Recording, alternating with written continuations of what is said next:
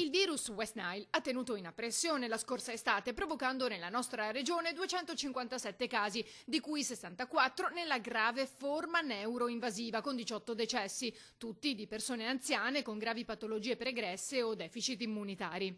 Ecco perché la Regione Veneto e tutte le parti coinvolte hanno deciso di attivarsi per tempo. È stato anticipato di un mese l'intervento di disinfestazione quest'anno rispetto all'anno scorso, proprio perché si è fatto tesoro di quello che l'anno scorso è successo. Quindi, siccome si è visto che rispetto agli anni passati era stata anticipata di circa un mese, la prima rilevazione di casi di malattia, abbiamo praticamente quest'anno anticipato di un mese i trattamenti.